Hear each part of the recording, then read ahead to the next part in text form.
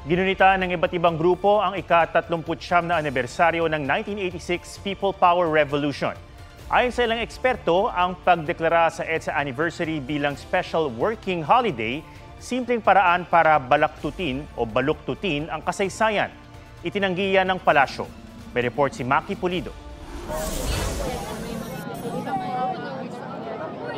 Hindi pa ipinapanganak noong 1986 sa mga estudyanteng ito, pero kabilang sila sa mga nagpunta sa People Power Monument. Ang EDSA naman po ay hindi kalsada. Ang EDSA ay bawat Pilipino.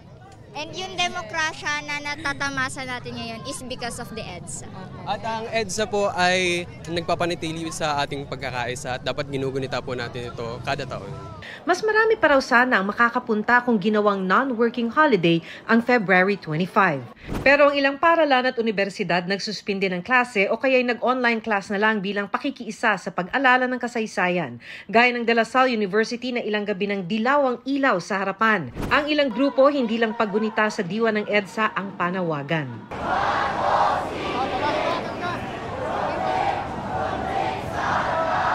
Dati may mga programa pa rito na dinadaluhan ng mga matataas na opisyal ng gobyerno. Wala na ito ngayon.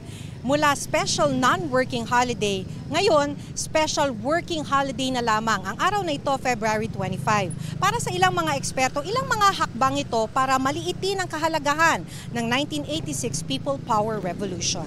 Mas magiging open to wider reinterpretation, even distortion of what has been already settled. As far as the law is concerned, the historical record is clear. The dictatorship happened, and as a result, there were human rights violations that occurred. Nag-dispense po ng reparations from the ill-gotten wealth that was sequestered. Ang historical distortion ay maaring mga hulugan din ng impunity, no? Kawalan ng pananagutan nung mga nakaupo sa pwesto sa nakaraan o kasalukuyan man na pwede nilang gawin yung pagtampalasan sa karapatan ng mga mamamayan nang ganun-ganun na lamang. Tugon ng Malacanang, walang tangka ang Pangulo para baguhin ang kasaysayan. Since the time po na siya ay naging Pangulo, wala po tayong nadinig na anumang pagpapahinto ng anumang events, no?